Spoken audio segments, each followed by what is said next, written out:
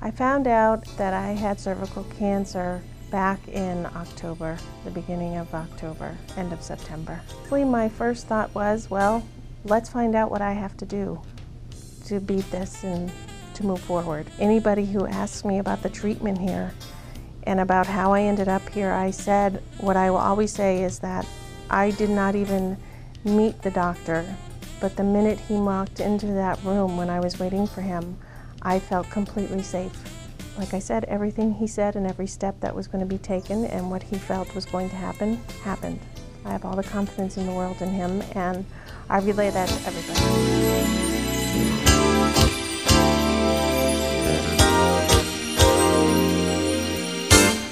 About 3 years ago, I went to my gynecologist and my gastroenterologist, and they both told me that I had cancer. My first thoughts were, how do I get rid of this? How do I take care of it? Really, more than, oh, isn't this terrible, I have cancer, it was, how do I take care of it?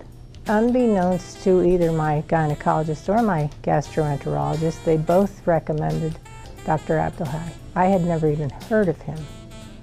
So I called and made an appointment and came down. Dr. Abdelhai was so kind and so informative that even though my whole family was here, and they thought that I should have an appointment with Johns Hopkins, and I said to Dr. Abdelhai, when can you surgically remove this? And he said, in 2 days, and I said, I'll be here. No questions asked. He instills such confidence in you that you knew you're going to the right man. Probably the biggest area in my life was my family, and the family here at the Women's Resource Center, who just help you through everything. I mean, they are your family. Everyone here at the Cancer Centers encourages you to go on with your life and do the things you do. I like to golf. When are you golfing? Did you golf today? How are you doing? And that was right from the get-go. I was out golfing. And I find that the people I golf with have come down here. And even today, I said to a girl, she said, who did you come to? I said, Dr. Abdelhai. Oh, I came to him 20 years ago. So it's amazing. I think you're always in the back of your mind thinking it'll come back again, or it could come back again. But this group makes you think that you're going to make this through this. They got it all. You're done. Go out and live your life and have a good time. And when we're done taking care of you, we're not going to see you again. You're going to be out there doing the stuff you like to do. There isn't one patient here who hasn't had surgery and hasn't maybe had it a little longer than they thought it was going to be. So now when you come for your visit, maybe you're waiting a little longer than you thought you might have to. You know what? There isn't one person that doesn't say, I don't care. He took care of me when I needed to have care, and I'll wait in that office room for 3 or 4 hours if I have to, if he's helping somebody else, because somebody waited for me. And I think that's vital, because he takes care of that patient. And the rest of you, when you're feeling better and you're okay, you'll wait, because you know there's somebody out there that was in the exact same spot you were. For me, he's not just Dr. A, he's Dr. A+. I was diagnosed with stage 3 ovarian cancer approximately 12 years ago. And the first thought that came to my mind when I was diagnosed was about our son, who was in 3rd grade at the time. I knew right away in my heart that I needed to be alive, to see him through elementary school, and high school, through college, and I wanted to be alive to be part of his adult life. And so I was going to do whatever it took to conquer this cancer that was in me. Faith has always been the leading role in my life, in whatever I do. And I knew from prior experiences and from miracles that I've seen in our family that this was going to take a great miracle to just have me reach those goals. And I might add as a side note that our son now is a junior in college. And I'm just so happy to be alive to see him flourish.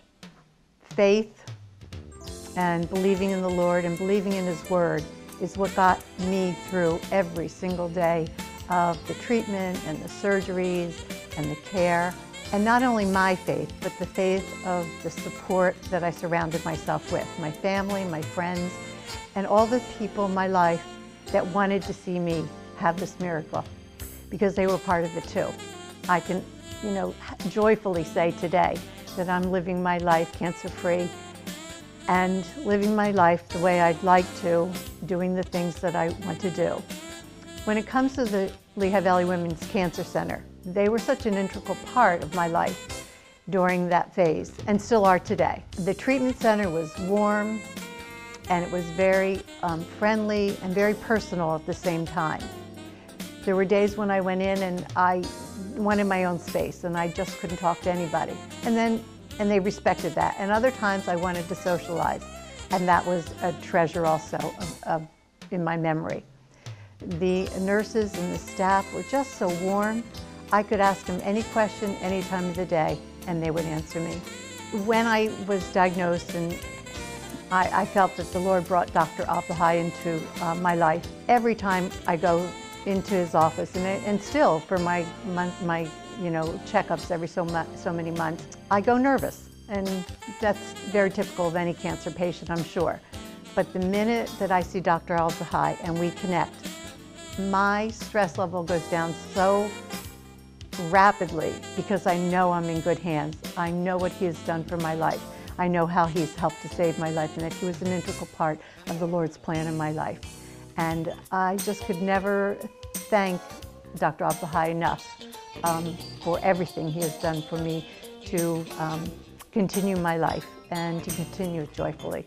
I certainly would recommend the Lehigh Valley Women's Cancer Center to anybody, and I have over the years. I always say, get a second opinion if your doctor is someone else, because I know the value of the best of the best. And I've seen this over and over in other people that have gone other places. I just can't say enough about it. And a piece of advice I'd like to leave you with is that I believe we know our bodies. And in my case, I knew something was wrong inside my body. And I was determined to find out what it was, regardless of how many doctors it took me to get my diagnosis. And so I think we have, as women, we have to be aware of our bodies. We know how we feel. And we have to put ourselves first so that we can then put the other people in our lives first. We're here at the Lehigh Valley Women's Cancer Center, and I'm talking with Kate Orlowski, one of the physician assistants. And Kate, thank you for taking time to be with us. But one of the things that I wanted to ask you about in starting is, when you come into the office here, everything is so relaxed, and I know you guys go out of your way to prepare an atmosphere that is good for the patient. Talk about that a little bit. Well, when the patients come here, they basically become family. Dr. Abdulhai will go into the room with the patients and spend as much time with the patients. He'll never rush anyone. He'll answer any question they have. They especially want families to become involved with the patient's care, since it will be a big, it'll be a big part of them helping to cope with the disease that they have. When they come here for the treatments, the center is not in a hospital setting. It's very relaxed. The patients feel like they're at home. And most of the staff get to know everyone, so it becomes like a big family. Well, I noticed that, and I know that when people come in here, they're greeted like family, they're treated like family, and even the area that's known as the chemo area, which you have a facility here that is able to administer that right here. Talk about that, because it's set up almost like a living room. Yeah. The infusion center has big recliners for the patients. They have a TV. Patients get to know each other. They share their stories with one another. We serve lunch for the patients. It's a big social gathering, basically, where they can talk about their stories and lean on each other for support.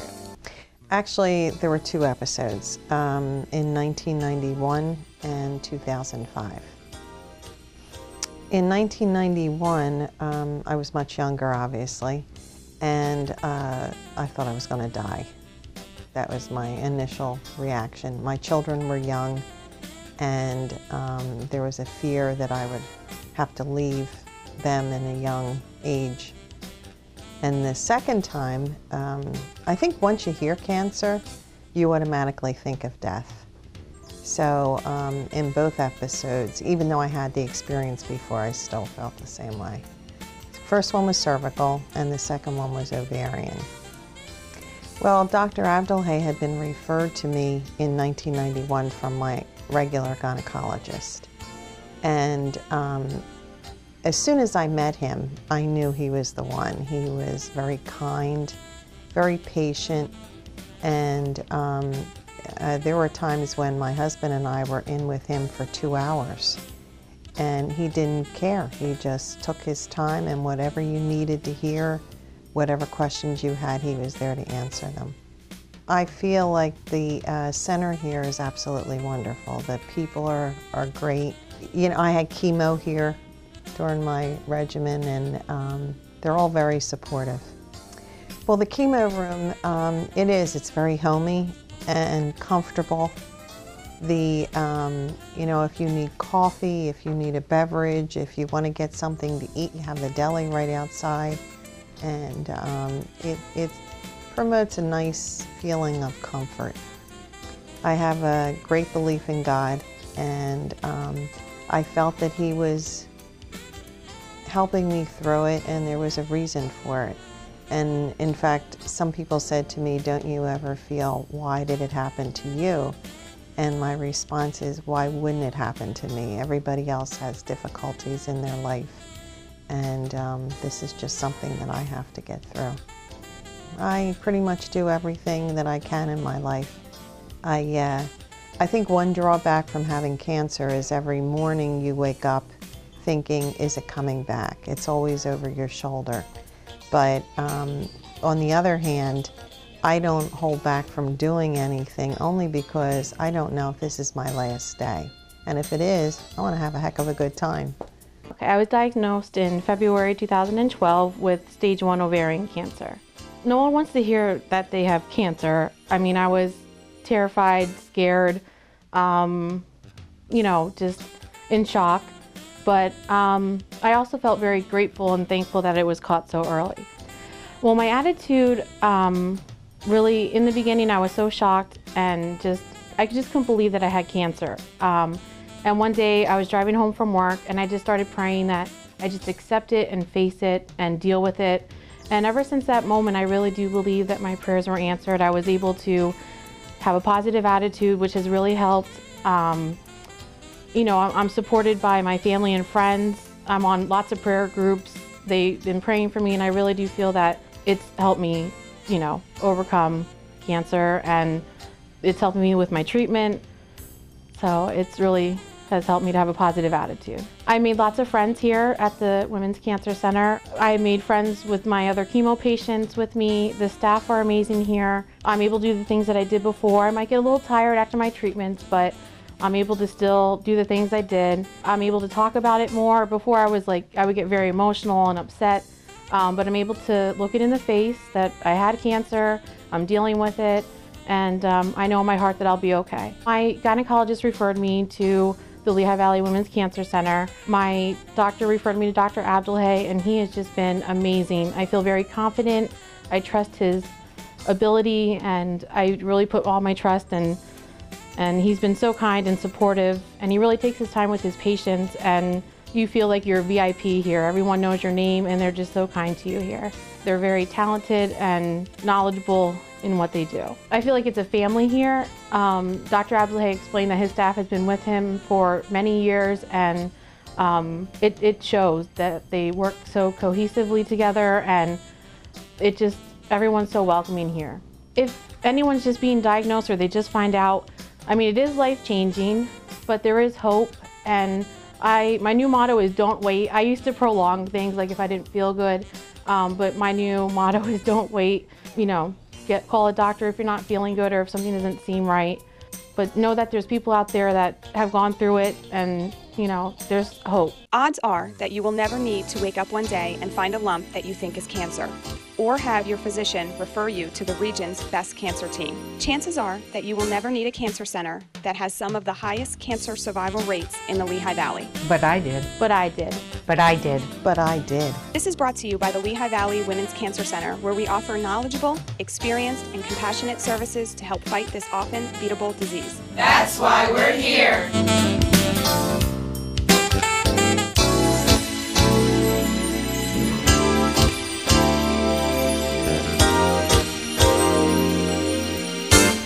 We are here at the Lehigh Valley Women's Cancer Center, and we are joined by Dr. Ghazi Abdulhai. And Doctor, thank you for taking a minute to be with us. And let's start out by talking a little bit about what you do here, because without some of the background you have and all that goes on here, a lot of people are very grateful for what you do. And let's talk about that a little bit. What is your history here? I mean, it's about 25 years now, correct?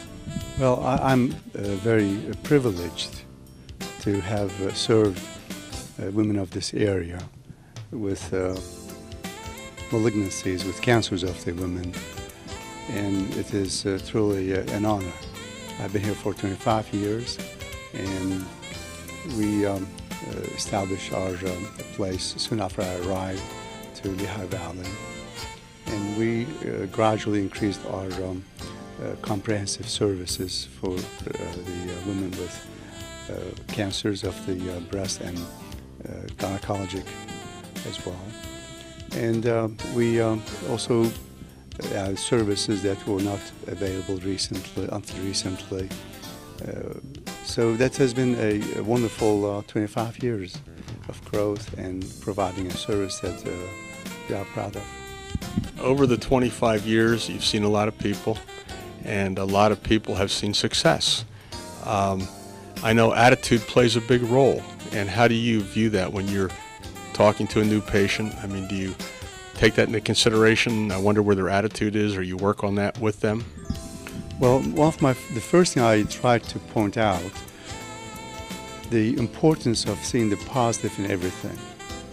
And there's always a positive in everything. Even in the worst situations, one has to hang on to the positive angle, which is always there. And we never know when we are going to get that positive result. So it's so critical for one to look at it from a positive angle. And that's my job, and my nurses and my entire staff are oriented in that direction, to simply say, hey, all right, we have a problem.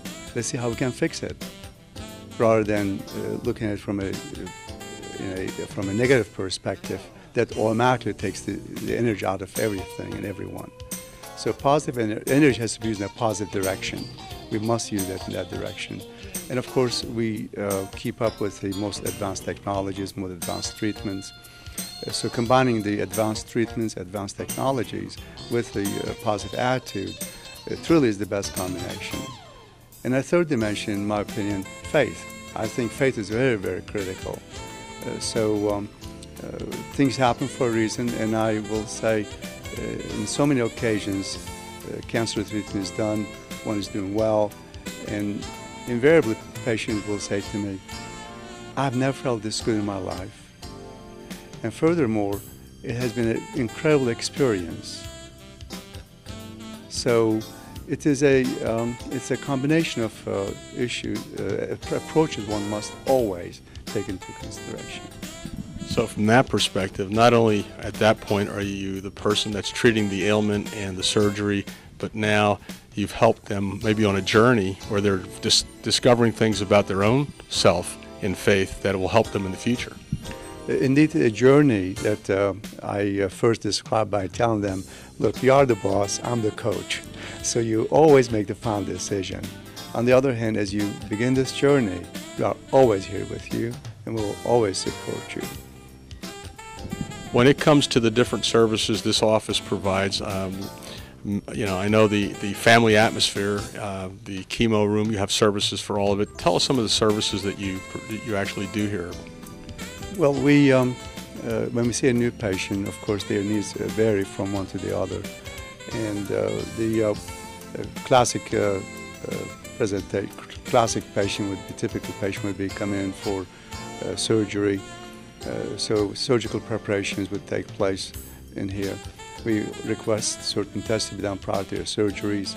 And after surgery, their return visits, their follow-ups, and of course, unfortunately, many patients need chemotherapy. So chemotherapy is also provided in our center for them.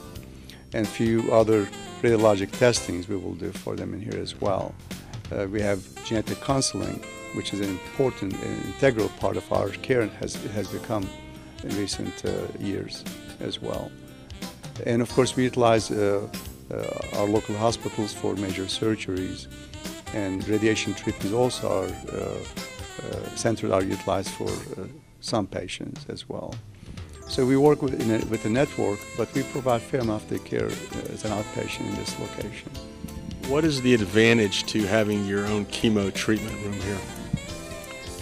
Well, I think this goes back to the late 60s when our founders of our specialty recognized the problem where a woman diagnosed with cancer of the female genital tract or breast would have to travel to at least 4 or 5 different locations, see 4 or 5 different physicians, and frequently the information didn't get transmitted on a timely basis to the next person.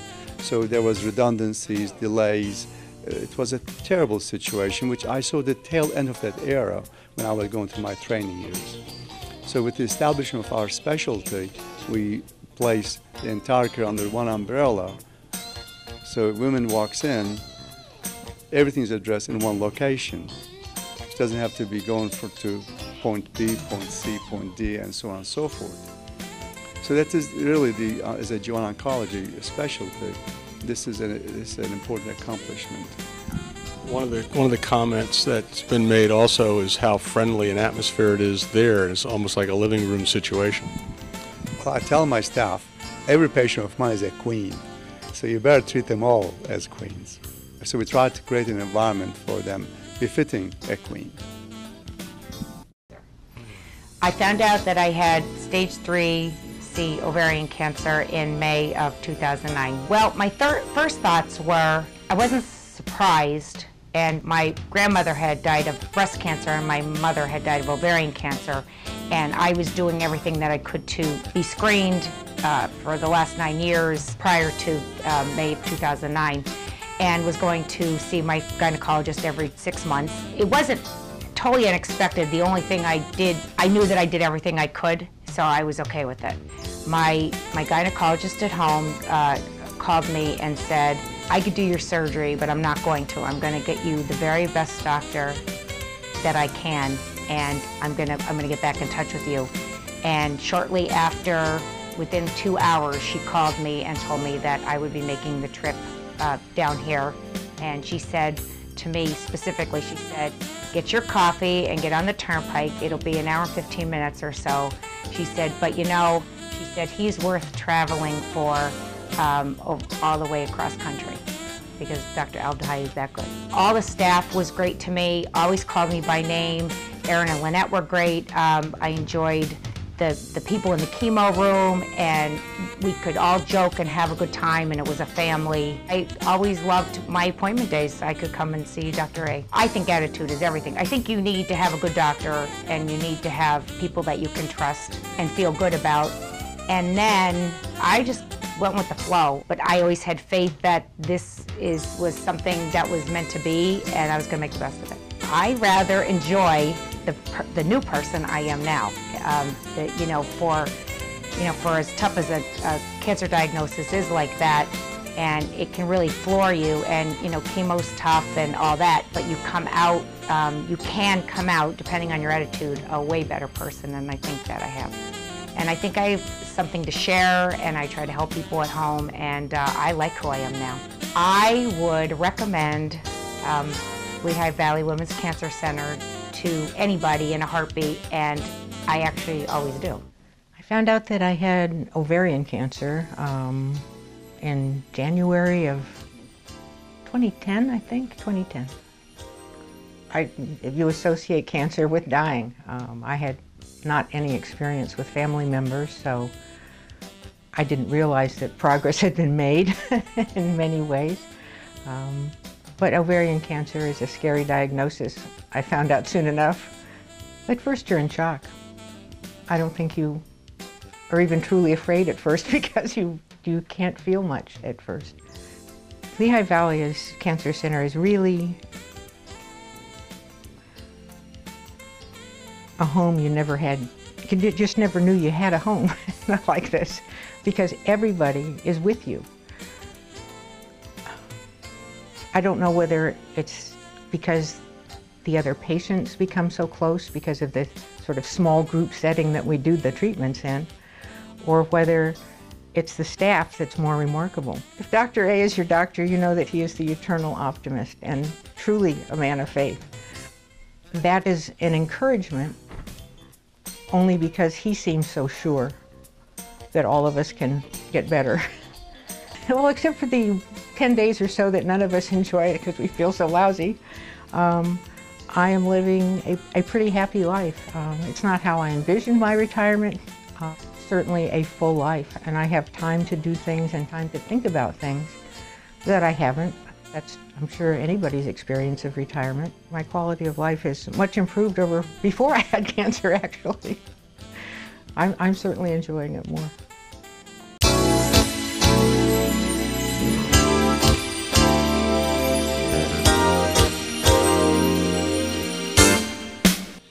Well, in wrapping up this program, Dr. Abdelhai, we have heard from many people. We've heard some of their experiences. We've heard how they feel when they come to the office and some of the outcomes that they're very excited about.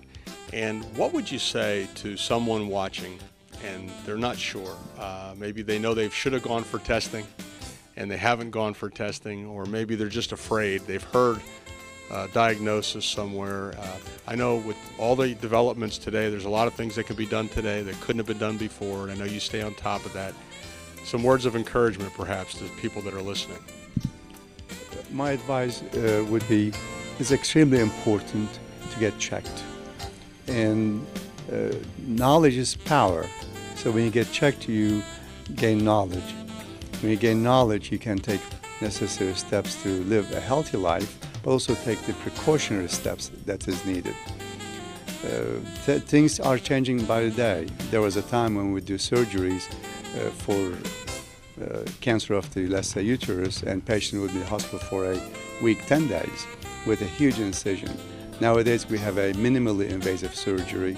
With minimally invasive surgery, one recovers within 24 hours and they are home next day. So a lot of good things are happening. One needs to be empowered by being seen by their physicians, by not ignoring their symptoms, by getting their checkups and screening studies. And I think those do pay off. They are a nuisance. I don't want to go to my doctors either because it takes time and it's a nuisance, but I do go. And I think everyone should, because ultimately one will lead a much healthier life. One of the comments that was made by several of the patients was that they never mind how long they wait to get to talk to you, because they know when they get to talk to you, you'll spend as much time as you can explaining everything in detail.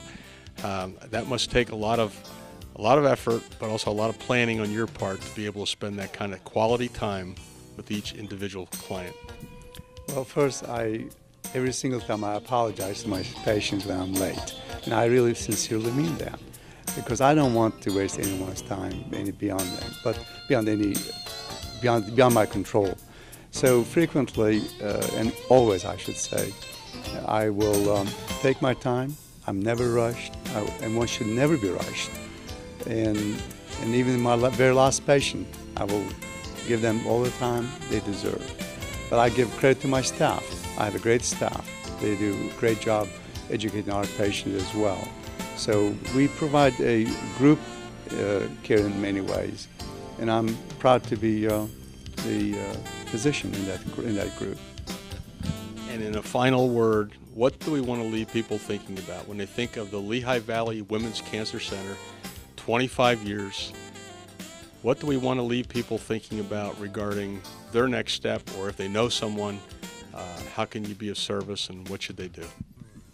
Well, I think if they are concerned, we certainly have open lines for answering questions.